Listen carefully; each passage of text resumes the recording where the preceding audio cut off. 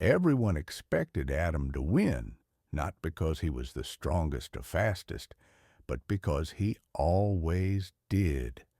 Every year, every tournament, every challenge that came his way, whether it was racing, debating, or even chess, Adam carried the pressure of 100 expectations, and he wore them like invisible armor that never let him rest. His small school in the hills had made him a symbol of pride. His teachers pointed at him during morning assembly, saying, "Be like Adam," while the other kids silently wished someone else would finally win, just once, just to see what it felt like. But Adam wasn't proud of his victories anymore because he never really chose them. He was too afraid of what losing might feel like, too scared to ask himself if he even wanted to compete. One day, the annual inter-school athletics competition arrived, and Adam was naturally enrolled in every category from sprinting to long jump. But this year felt different.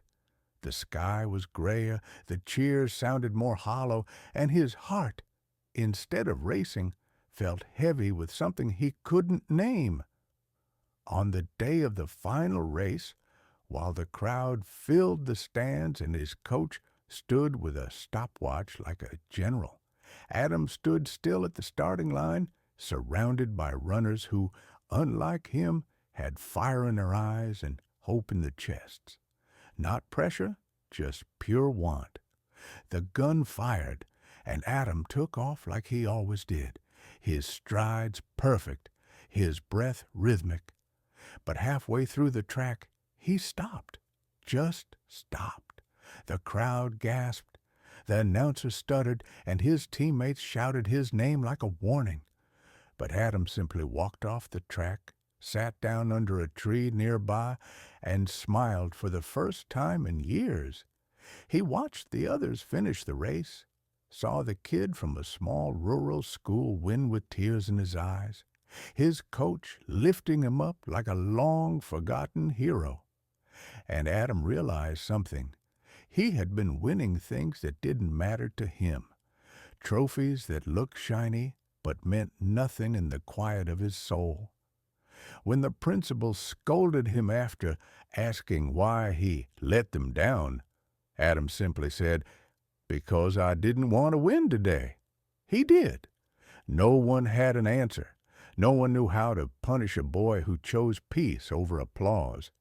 In the days that followed, Adam stopped entering every competition, and for the first time, he explored what he loved: photography, poetry, sitting by the lake and capturing reflections rather than medals.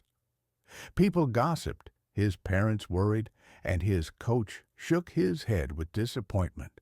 But Adam felt lighter, clearer, more alive.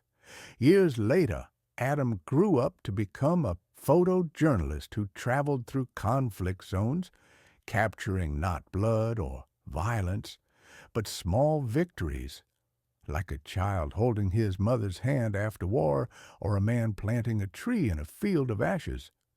One of his photos went viral, a barefoot boy standing at the finish line of a dirt race, smiling not because he won, but because he finished. The caption read, "Some wins don't need medals." That image was displayed in a global museum with his name written underneath, but Adam never attended the ceremony. He was in a quiet mountain town, teaching local kids how to hold a camera and tell their truth. One of the kids asked him, "Did you always want to be famous?"